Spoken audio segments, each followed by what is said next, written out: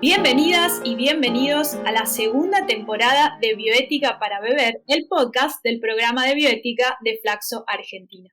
Mi nombre es Paola Buedo, yo soy investigadora del programa y me acompaña, como en la primera temporada, la doctora Florencia Luna, directora del programa. Hola Flor, ¿cómo estás?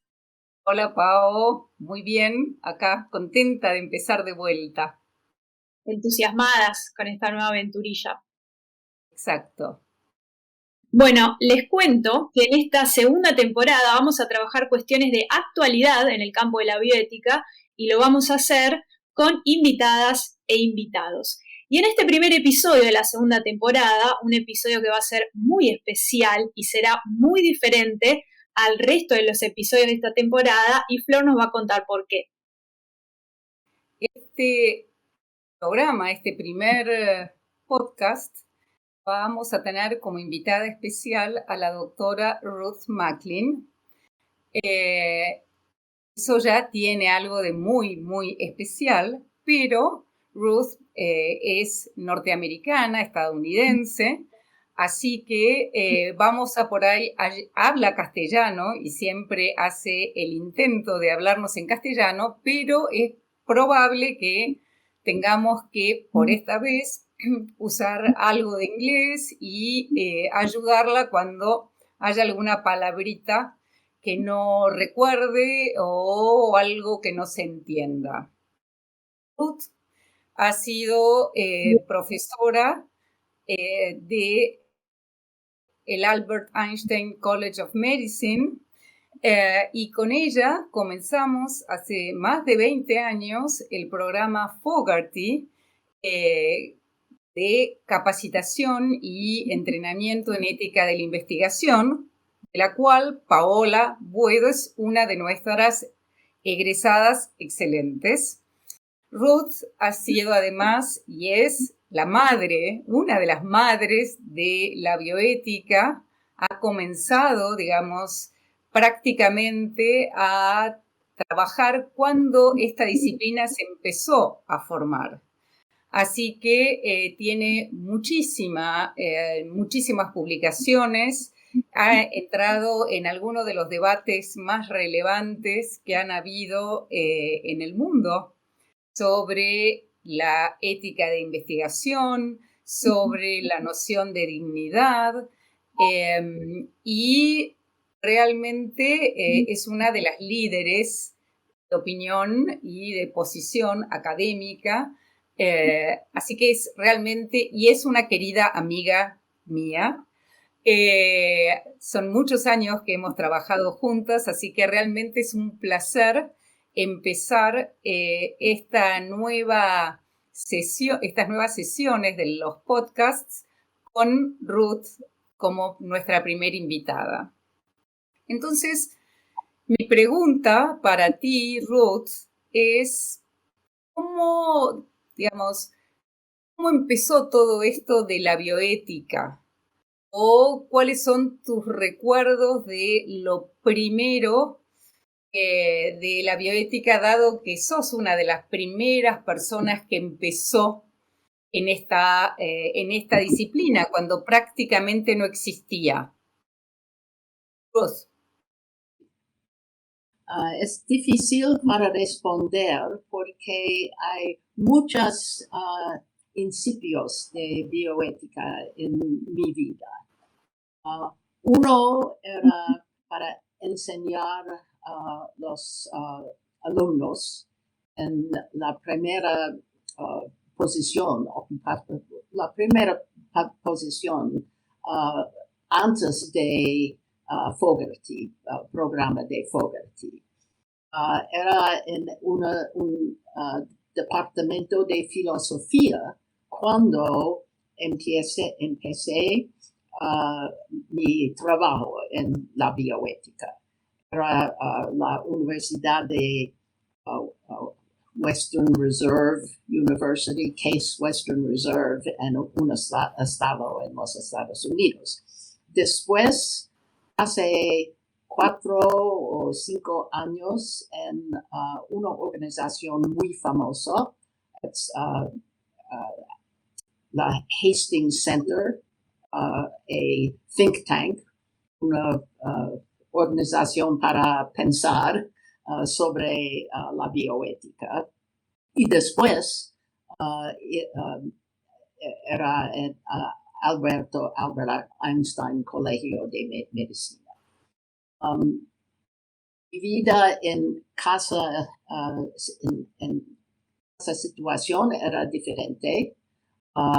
En Western Reserve, en la universidad, era para enseñar los estudiantes. En the Hastings Center era escribir artículos y hablar a las conferencias, a las organizaciones, etc. Y eventualmente a Albert Einstein College of Medicine, ambos, investigaciones y otras actividades.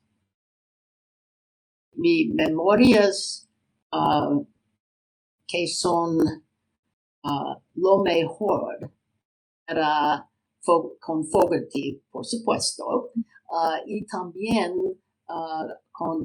trabajando con OMS, Organización Mundial de la Salud.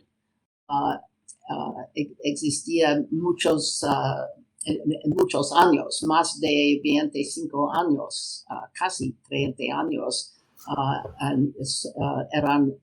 era un miembro de algunos comités OMS y un requisito era para viajar a muchos países. Era muy interesante y las puertas abiertas por ejemplo, 12 países en África pero no voy a decir más a este momento es posible que puedo elaborar en estos. Gracias. Muchas gracias, Ruth. Voy a hacer una pregunta ya que, como decía Flor y Ruth mencionó también, ustedes han sido las que desarrollaron el programa de entrenamiento para la ética de la investigación de las Américas que financió el Fogarty. Y este es un programa muy importante, así mismo como la institución que lo financia. Estaría bueno, aprovechemos la oportunidad antes de pasar a nuestro main topic, que nos cuenten, que cuenten a la audiencia qué es el Fogarty, y que sobre todo qué es el programa de entrenamiento que ustedes desarrollaron y siguen desarrollando ahora mismo en las Américas. Muy interesante tu pregunta, Paola, porque sí, efectivamente, gracias a Ruth, yo sola no hubiera podido hacerlo. Comenzamos hace más de 20 años un programa totalmente colaborativo. De hecho, las primeras propuestas fueron 6 meses en Estados Unidos, en New York, con Ruth en el Albert Einstein College of Medicine y 6 meses en la Flaxo en Argentina. Pero el programa, con todos estos años, y en realidad también hay que destacar que es el único que se financió cuando comenzó este programa de capacitación, hasta ahora ininterrumpidamente, somos el único, también fue modificándose. Entonces, luego pasamos a hacerlo totalmente en Argentina con concursos presenciales, era lo que teníamos. Luego empezamos con los cursos virtuales y fuimos armando la maestría. Y actualmente, próximamente vamos a abrir la convocatoria para quienes quieran capacitarse en ética de la investigación y hacer la maestría de la Flaxo con nosotras. Así que esa es la idea y en esto seguimos trabajando colaborativamente. Ruth sigue colaborando con el programa, aunque ya no está como directora, porque está disfrutando de su vida también de familia. Voy a hacer un pequeño comentario antes porque por ahí las personas que nos escuchan no saben qué es el Fogarty, me gustaría destacarlo porque como decía Flor, este es un programa de mucho prestigio, el que viene financiando, a la vez lo financia una institución muy prestigiosa, que no es sencillo que un programa en las Américas sobre ética de la investigación sea financiado por una institución como tal. Entonces el Fogarty se llama Fogarty International Center y es parte del Instituto Nacional de Salud de Estados Unidos, y el Fogarty es una institución que se dedica a las humanidades, a la bioética, pero insisto, digamos, no cualquiera accede a esa clase de financiamiento, ¿no? Entonces también es un gran logro de que el programa de bioética de Flaxo haya mantenido ese financiamiento, como decía Florencia, ininterrumpidamente 20 años. Sí, es el brazo internacional de el NIH, los Institutos Nacionales de Salud, exactamente. Ruth, ¿quieres comentar algo por ahí quizás más personal? ¿Cuál fue el impacto o de qué manera, no sé, lo que quieras en relación a nuestra experiencia? Algunos comentarios. Uno es la mejor parte era trabajando con Florencia. Es verdad, nuestra relación en este campo, trabajando juntos, era sin fricción, sin argumentos. A veces era un desacuerdo menor, muy menor, pero siempre era fácil para hacer una corrección. Muy interesante también eran los alumnos y nosotros no nombramos alumnos.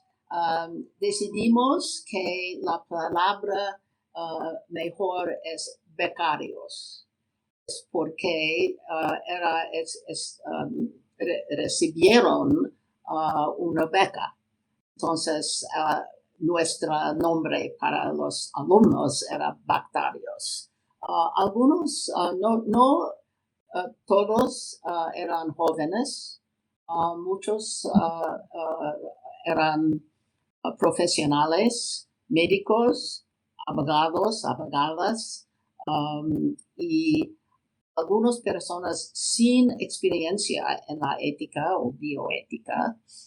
Y a veces era difícil para nosotros porque sin experiencia en el campo de humanidades para algunas personas, no, por ejemplo, un requisito en el programa era para escribir. Es muy importante, especialmente con la maestría. Pero antes era un requisito, era un papel escrito por los becarios, y muchos no tenían experiencia para escribir. Era muy sorprendente para mí. Y también los alumnos, los becarios, vienen de muchos países en América Latina. Al principio la mayoría era de Argentina, pero eventualmente de todos otros países, algunos jóvenes. Yo creo que Florencia corrige si esto es correcto. La mayoría de los becarios son becarias, eran mujeres. Y no sé exactamente por qué, eran profesionales, médicos, abogados, etcétera, etcétera.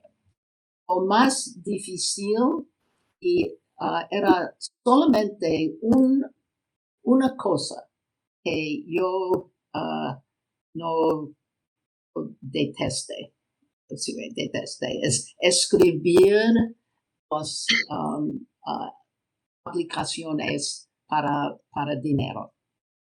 Era al principio era cada 2 años, solamente uno fue. Después 4 o 5 años, pero eran otros requisitos para escribir cada año un informe sobre. Y esto no era wasn't fun. No era pero era muy interesante los temas que los becarios, sus intereses y sus experiencias. Entonces, era triste cuando mi tiempo eventualmente came to an end finalmente como esto. Y especialmente me gustaba ir a Buenos Aires. Pues, para mí, una de las más disfruto. Ir a Buenos Aires, no simplemente una vez cada año, al principio del programa 2 veces, y a veces una tercera visita. Sí, realmente fue una colaboración larga, muy linda. Como Ruth decía, cuando teníamos desacuerdo, las 2 filósofas argumentábamos y nos poníamos de acuerdo. A veces en la selección de algún becario o becaria, pero bueno, así fue. Quizás ahora sería el tiempo para que Paola le pregunte a Ruth sobre el tema candente en el que estamos trabajando, en el que está trabajando Ruth también mucho. Exacto, porque una de las cosas que nos interesa conversar con vos, Ruth, ya que vivís en los Estados Unidos, es sobre lo que pasó en junio de este año, que se derogó un fallo muy importante en torno al derecho al aborto en ese país. Entonces queríamos saber tu opinión al respecto, qué significa eso en términos de los derechos de las mujeres en general y sobre todo de la percepción, estaba pensando hoy, de la percepción moral que empieza a tener el aborto, si eso cambia o no con esta derogación. Es una regresión a los siglos en el pasado. El mundo, otros países en el mundo muevan, ¿cómo se dice? Forward, en el futuro. Avanzan. Y los Estados Unidos van atrás. Es horrible. Aproximadamente mitad de los estados son anti-aborto, y otros son, hay grados de aceptancia de otros países. Pero en los estados, en los Estados Unidos hay colores de los estados. Los estados conservadores republicanos son rojos, estados rojos, y los otros liberales son azules. Las palabras en los Estados Unidos. Y recientemente era una, ¿cómo se dice? Un poll para determinar la porcentaje de la gente en los estados son a favor o oponentes del aborto. Y uno de los estados muy rojo, muy conservador, Kansas, más de 50% de la población era a favor del derecho al aborto, pero no los legisladores. Y la razón de esto, en general, hay más de mitad de la población en los Estados Unidos es a favor del derecho de decidir sobre el aborto. Pero en los estados, las legisladoras, no es verdad, no es la misma. Y la razón para esto es que hay un mecanismo, la palabra es en inglés, no sé si hay una palabra en español, gerrymandering. Y eso es la manipulación de los distritos para los votos. Entonces es posible para hacer una mapa con áreas republicanos, conservadores y demócratas liberales, y las personas que hacen este mapa mover los distritos para hacer algunos republicanos. Y los demócratas, los legisladores democráticos hicieron las mismas. Entonces, ambos partidos en los Estados Unidos. Pero que el resultado es que es ¿cómo se dice? No representan el punto de vista de la población. Porque hay más personas que son a favor de aborto. Es horrible en algunos estados por las mujeres, especialmente los pobres. Y especialmente los pobres porque las personas que tienen más dinero pueden ir a otro estado para obtener un aborto. Pero para los pobres no tienen dinero para viajar, no tienen dinero para hotel y tienen niños a la casa, etc. Entonces, esto es un problema grande. Y los legisladores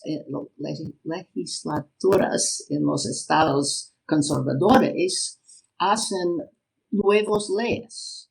No es legal para ir a otro estado para obtener un aborto. Y hay otros mecanismos, por ejemplo, citizens o ciudadanos vigilantes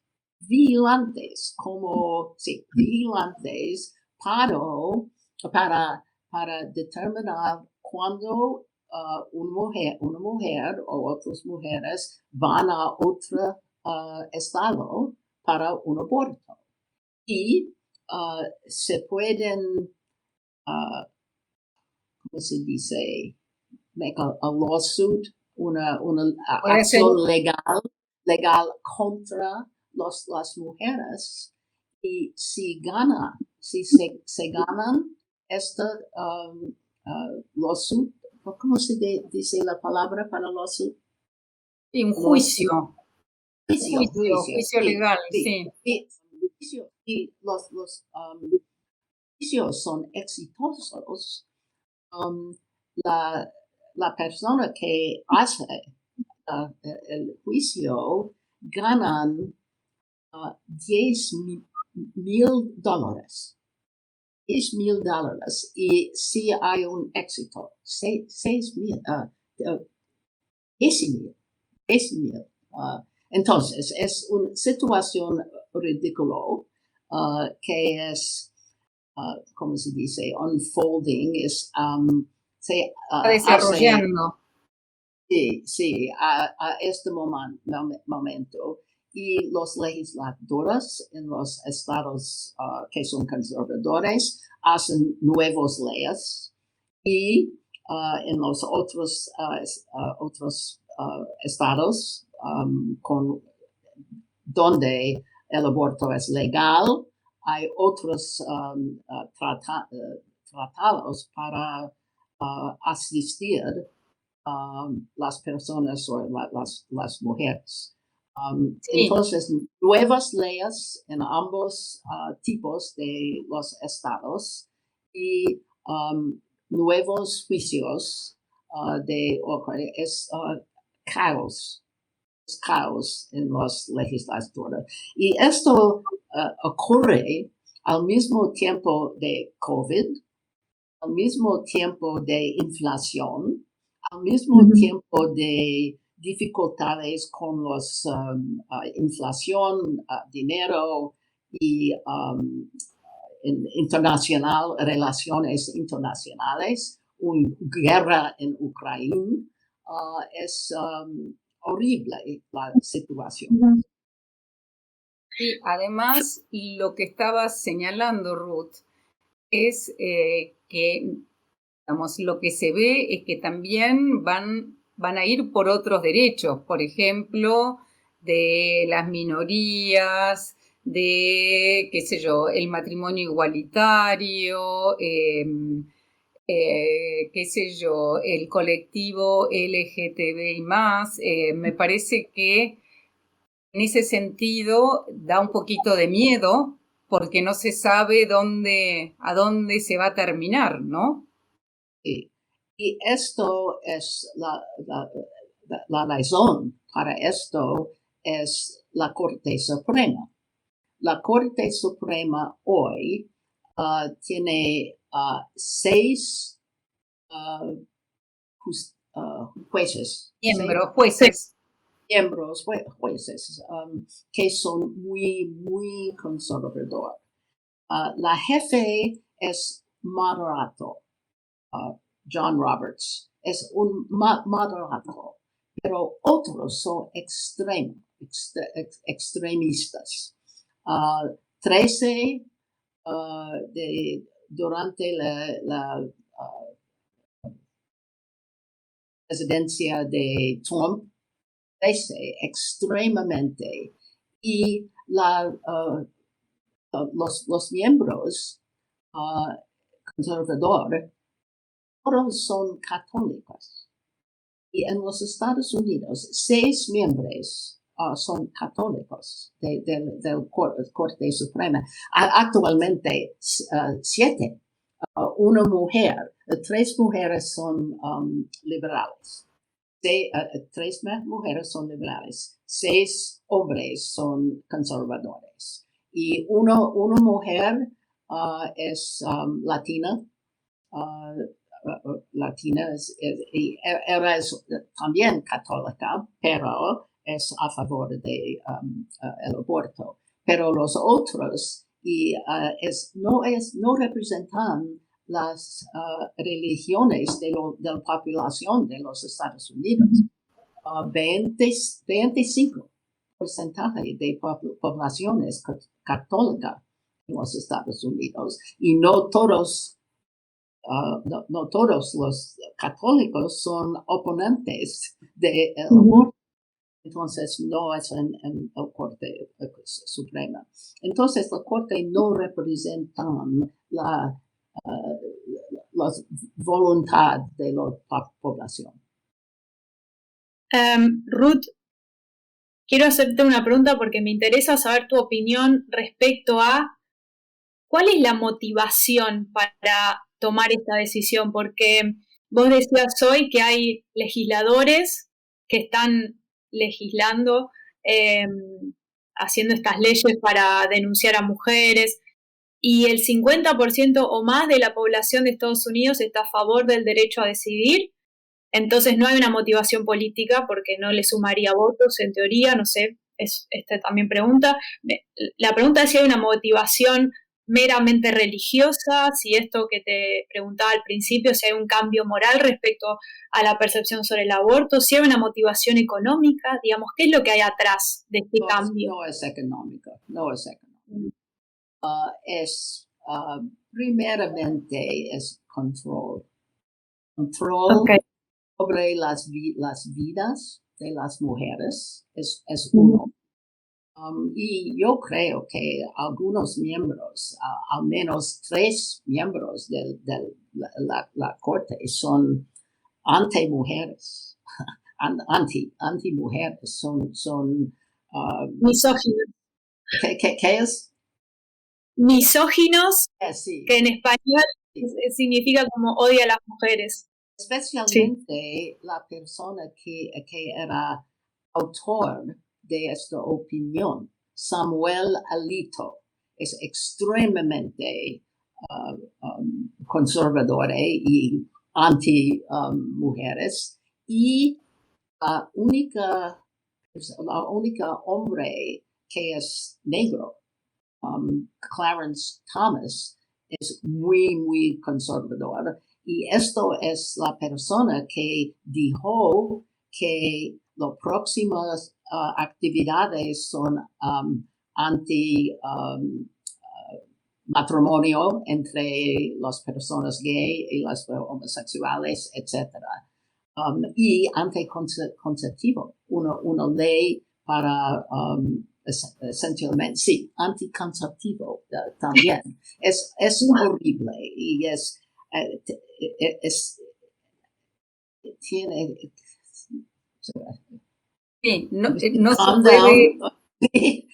Es very activa en este tema. Otras motivaciones, yo creo que es simplemente control sobre las vidas y no tienen interés en la voluntad de la población. No, es control sobre la población, no solamente las mujeres, porque hay hombres que a favor de el derecho de aborto. Entonces, de formar una familia como uno quiera, no es, digamos, no todo embarazo es un embarazo deseado, querido, no todas las familias, hay también varones que por ahí no quieren tener 4 hijos, quieren tener 2 hijos nada más, ¿no? Y como muchas mujeres, ¿no?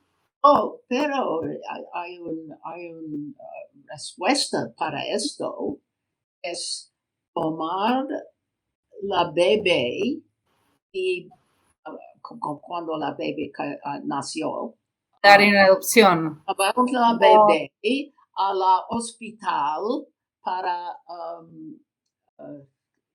otras mujeres, para adopción.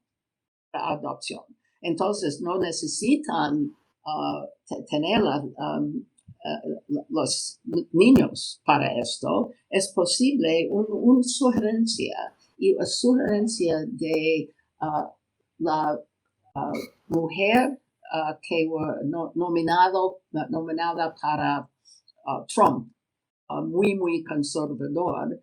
Ella dijo, as I say in English and you can translate, you can put the baby in a basket and bring it to the fire station, the fire department station. Sí, exactamente cuando es la traducción. Se puede poner al bebé en una canasta y llevarlo al departamento de bomberos, sería, para que se dé en adopción. A mí me llama mucho la atención y me hace acordar a nuestros argumentos en la Argentina. También había una legisladora que decía que era como cuando se dan en adopción gatitos. Uno no podía creer lo que estaba escuchando, ¿no? ¿Y qué es lo que piensas entonces, Ruth, respecto de la composición de esta Corte Suprema y de las fuerzas políticas en Estados Unidos, cómo inciden o cómo están representadas. Sí. La Corte, los miembros de la Corte son más conservadores de la población, mucho más conservador de la población. 7 miembros son católicos y en los Estados Unidos aproximadamente 25 personas son católicas. Los 6 jueces conservadores, todos son católicos, y explica por qué hay una actitud contra contracepción también, no solamente el aborto, pero con la contracepción también. Entonces, no es claro sobre el futuro, porque estos miembros de la Corte permanecen por su vida. Es una nominación por su vida, pero lo interesante es en el pasado, en la Corte, los presidentes que nombraron los miembros de la Corte eran conservadores, pero los miembros de la Corte, los jueces, no eran. Roe versus Wade, la primera, y otra, el segundo a favor de el derecho de aborto. Estos son nombrados, los jueces eran conservadores, pero votaron a favor del derecho.